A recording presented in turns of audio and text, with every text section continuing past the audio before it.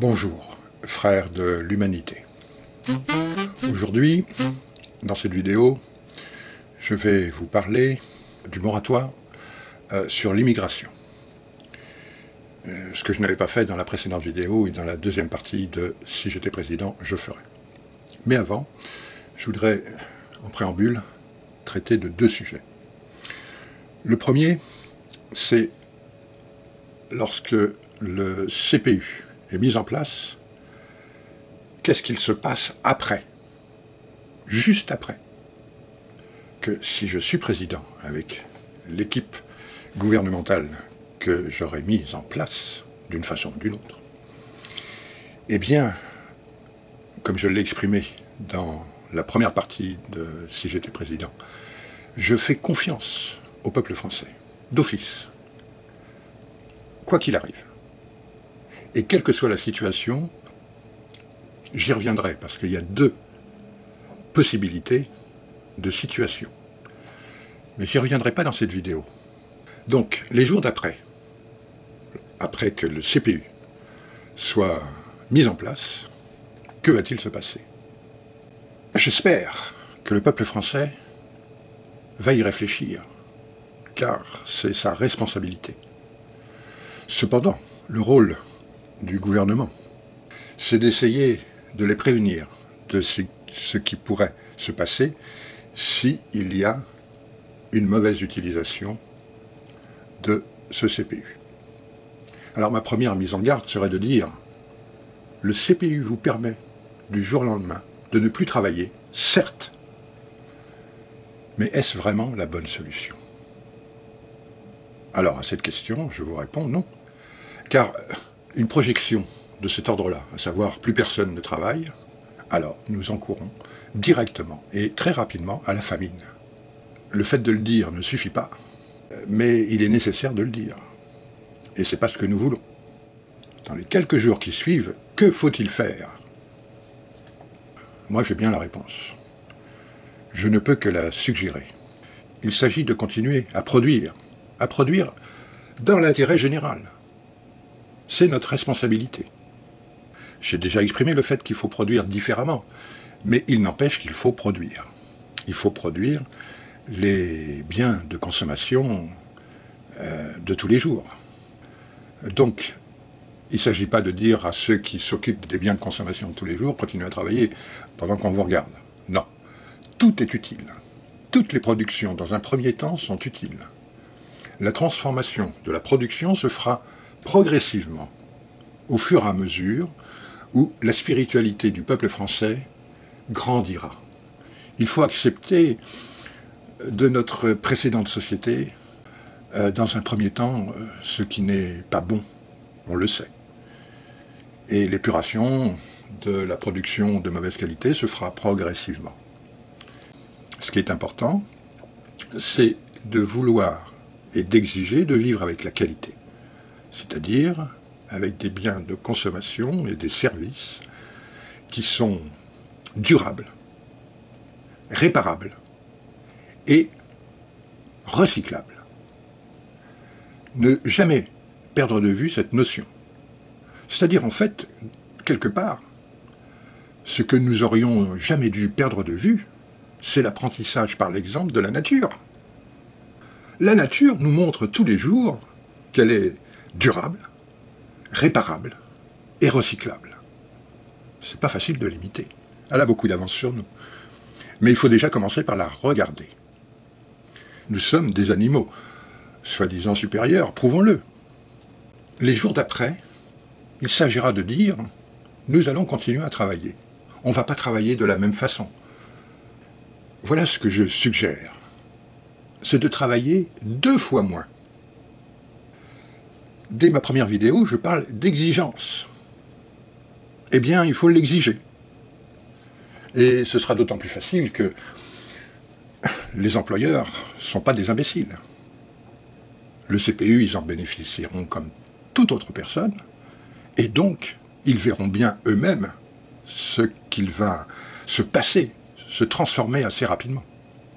Donc quand vous irez voir en tant que salarié votre employeur et vous lui direz « Monsieur, ou Madame, à partir du mois prochain, Laissez-lui le temps, bien évidemment, pour aussi extrapoler. À partir du mois prochain, vous ne pourrez compter sur moi, si vous souhaitez continuer à travailler avec moi, et on peut le dire quelque part.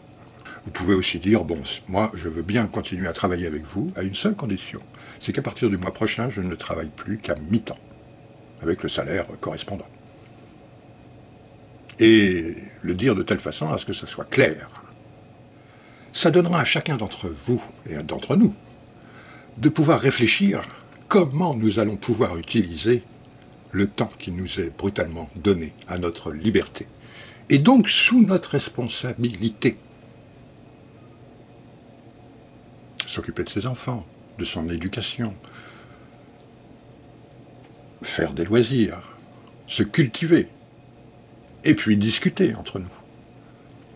N'oubliez pas que nous vivrons à partir de ce moment-là dans une société complètement libérée de toute crise sanitaire, et donc les bistrots seront à nouveau ouverts, et s'il y a un endroit que les hommes apprécient beaucoup pour discuter, et même parler pour ne rien dire, c'est bien les bistrots. Eh bien, allons-y, retournons-y.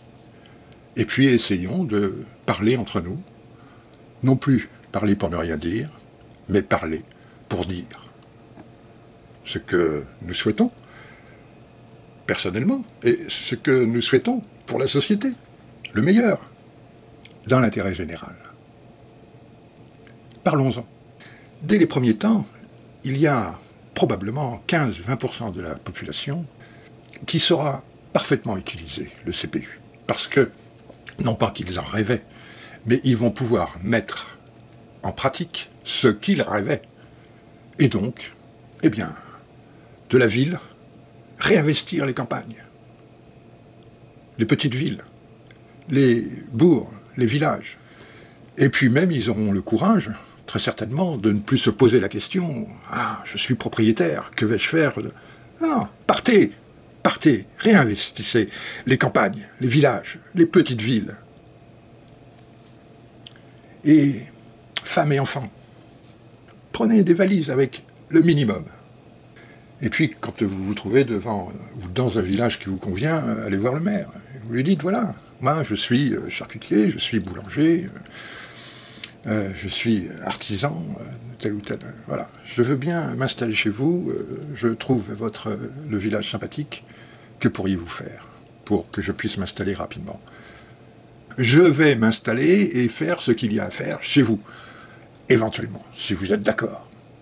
Et le maire vous trouvera tout de suite, en disant, oui, oui, cette maison, la mairie peut vous la louer, etc. Allez-y. Redémarrez.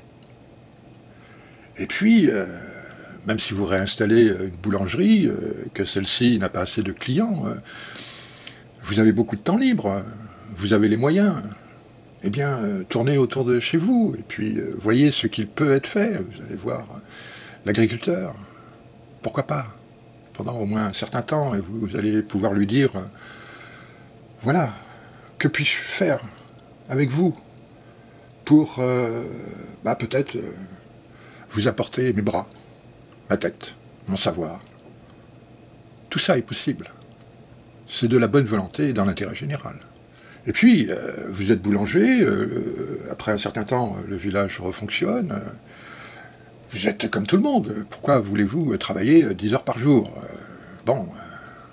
Pour l'installer, pour la mettre en mouvement, cette boulangerie, et la faire fonctionner peut-être, mais à un moment donné, non, il faut être au four et au moulin. Donc, alors, que va-t-il se passer?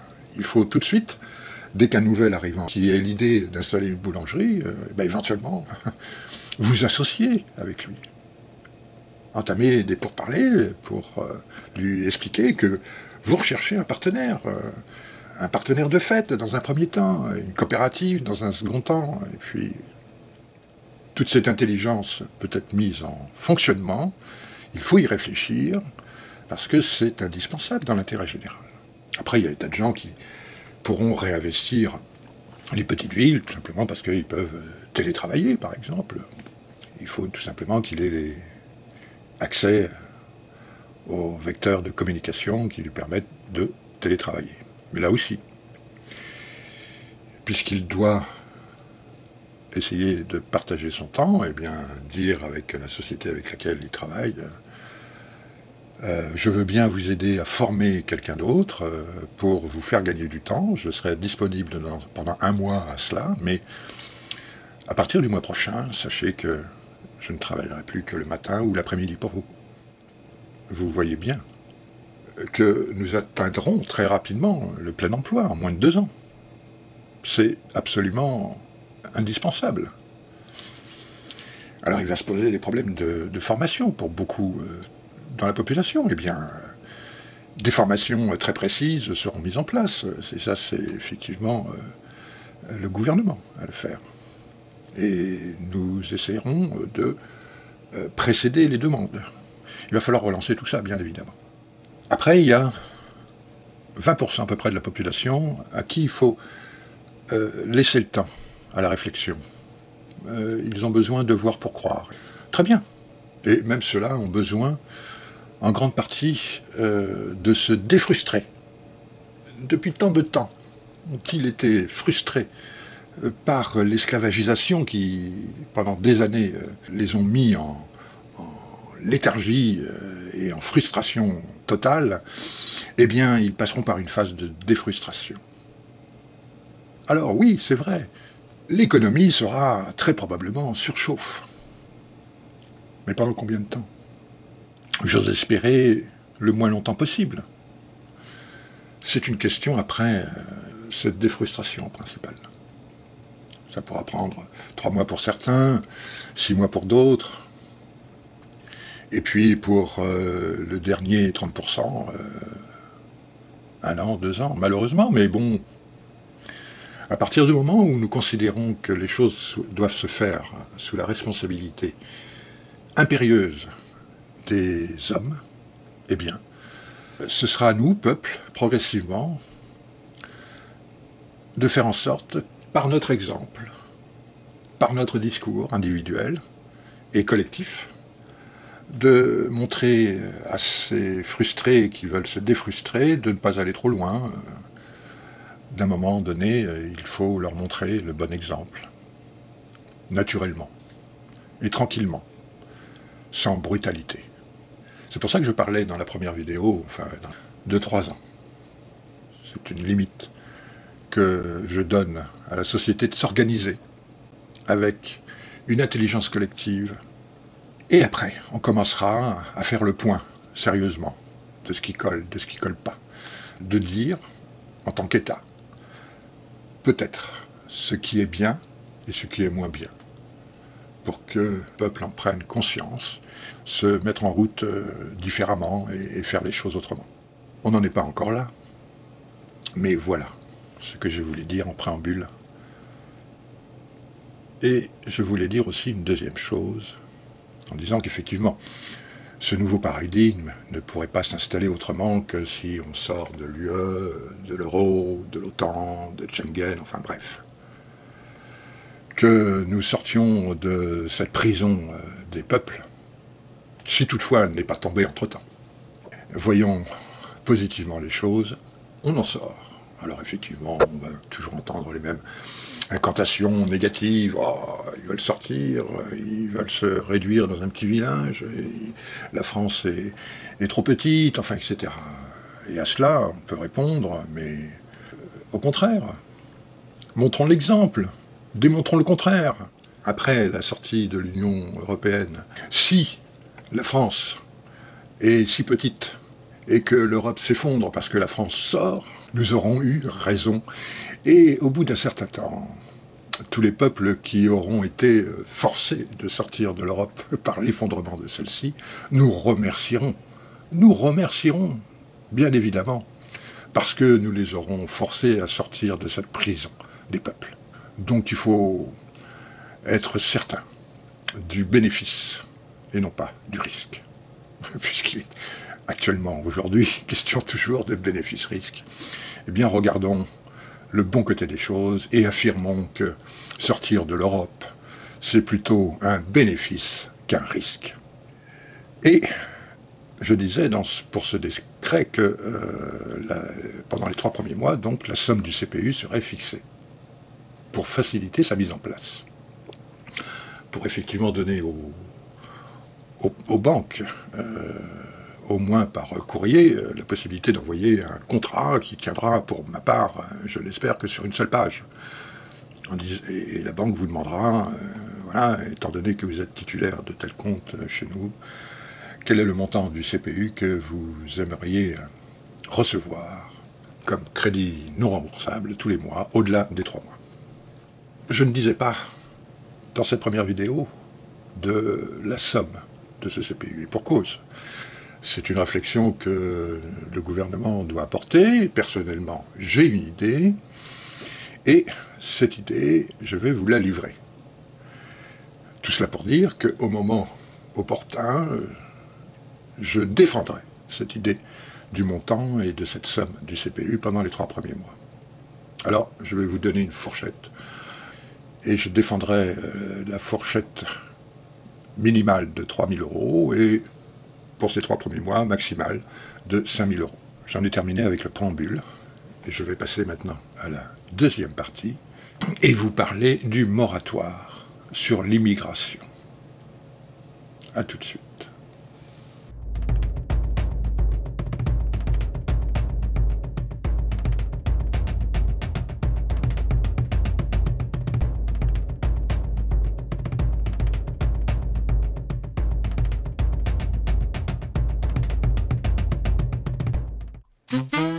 Donc, je reprends cette deuxième partie.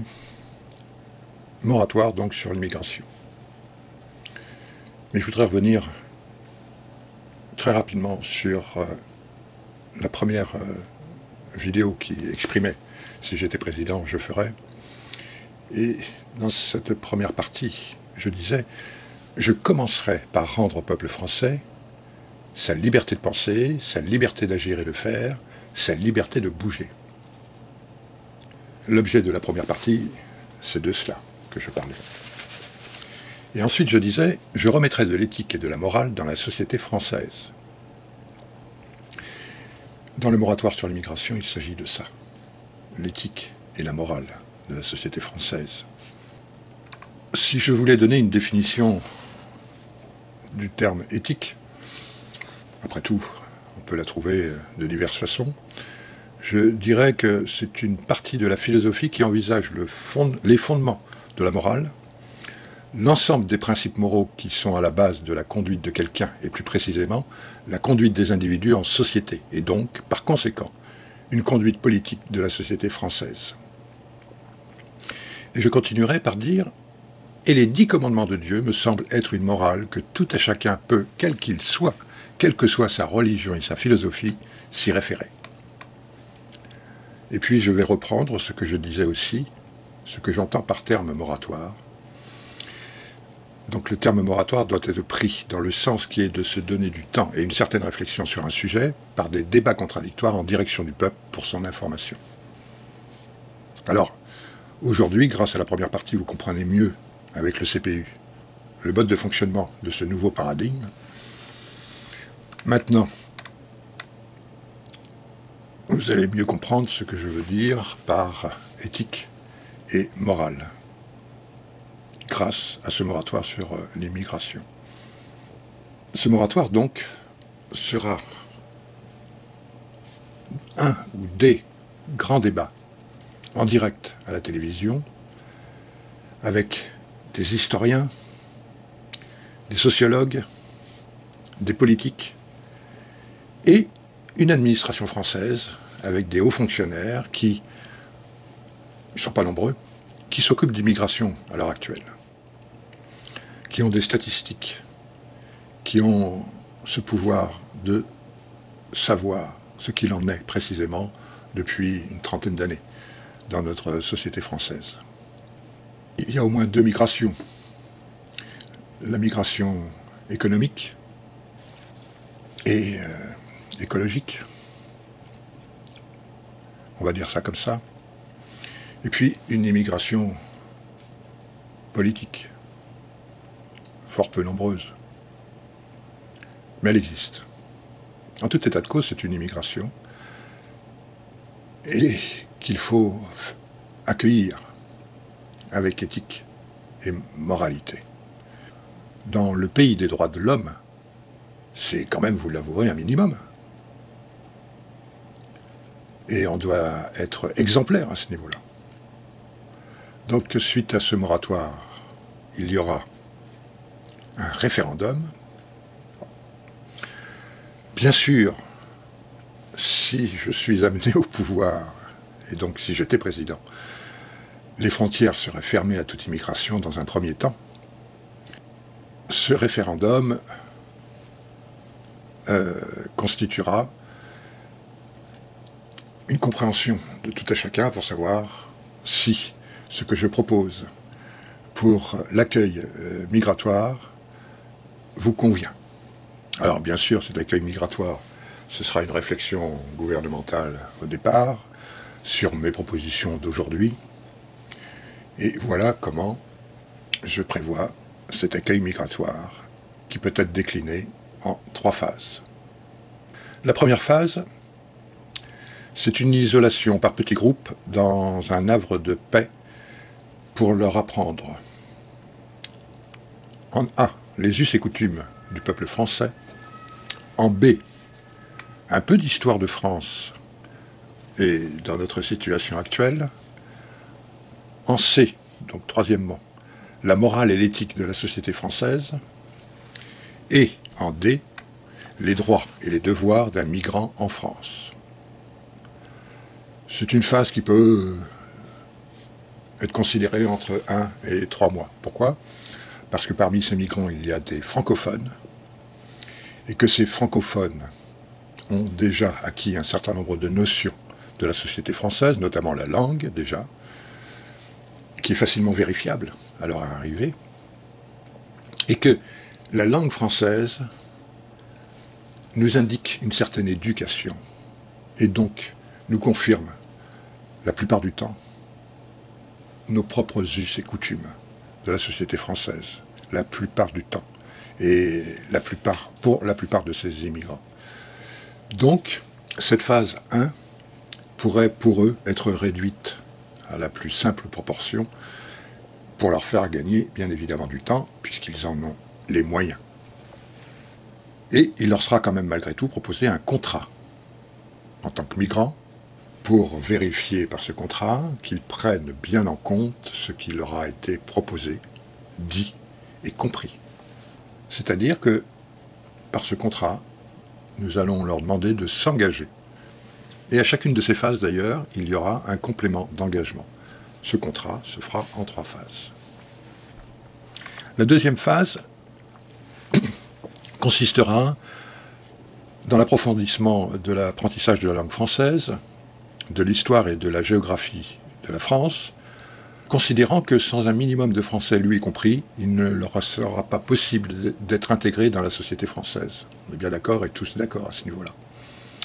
Donc, ce sera une deuxième phase un peu plus longue, mais nécessaire. Cependant, ils auront beaucoup plus de liberté. Dans un premier temps, dans cette phase qui peut durer 1 mois pour certains et moins longtemps pour d'autres, ils seront confinés, à l'abri de la société française, ce qui permettra à des pédagogues et à des psychologues de vérifier un certain nombre de choses, parce que l'État français est responsable de la protection du peuple français et que nous devons, vis-à-vis d'une certaine immigration, se protéger.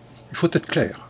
Sorti de cette première zone et de cette première phase de confinement, il y aura une deuxième phase, donc plus libre, avec d'autres moyens, d'autres pédagogues et d'autres psychologues pour approfondir le français, commencer à les intéresser à ce qu'il pourrait devenir dans la société française et donc leur faire un certain nombre de propositions, les amener à être au contact d'un certain nombre de métiers pour leur donner le goût, effectivement, à se dire oui, on va vers une intégration. Alors, toujours avec un apprentissage de la langue française, cette deuxième phase peut être comprise entre 3 mois et 1 an. Il faudra s'adapter à chacun d'entre eux ou à chacun des groupes. Donc là, aboutir à une signature de ce contrat d'un certain nombre de points Et une troisième phase qui sera l'apprentissage d'un métier, donc suivre une formation professionnelle, d'où l'utilisation de la langue française à la fois lue, écrite, pour acquérir une autonomie dans la vie de tous les jours. Voilà en gros ces 3 phases. Enfin, l'ensemble de ces 3 phases peuvent durer 3 ans. C'est ce que notre éthique et notre morale doivent financièrement nous coûter. Mais pour assurer une intégration, c'est-à-dire une incorporation du migrant à un système, voire à une assimilation de cet individu migrant à une communauté, à un groupe social, et donc à la communauté française. Voilà mon idée sur ce moratoire de l'immigration. Ce que proposera donc ce référendum, à savoir, êtes-vous d'accord avec l'instauration d'un tel système qui pourrait et qui devrait nous honorer en tant que peuple français, par notre éthique et notre morale, en tant que pays des droits de l'homme, à ce que nous entendons par intégrer, pour ne pas dire assimiler, des nouveaux arrivants sur le territoire français. Il nous faudra faire cet effort, en tout cas, d'intégration de ces migrants avec du temps, des moyens, au mieux d'être au plus près de leurs besoins pour s'assimiler dans un premier temps. Voilà ce que je pouvais dire, en espérant avoir été clair. Je vous donne rendez-vous pour la prochaine vidéo, qui cette fois-ci s'appellera non plus « Si j'étais président, je ferais », mais je vais donner une certaine évolution de ces vidéos qui, comme vous le voyez, consistent principalement à faire un catalogue d'un programme politique pour les prochaines élections en 2022. Et cette fois-ci, je vais intituler cette série de vidéos qui vont suivre en disant « Si je suis président, je ferai », ce qui sera plus pertinent. Et la prochaine vidéo sera, comme je le disais, le moratoire sur le dit changement climatique. Merci de votre écoute et à bientôt.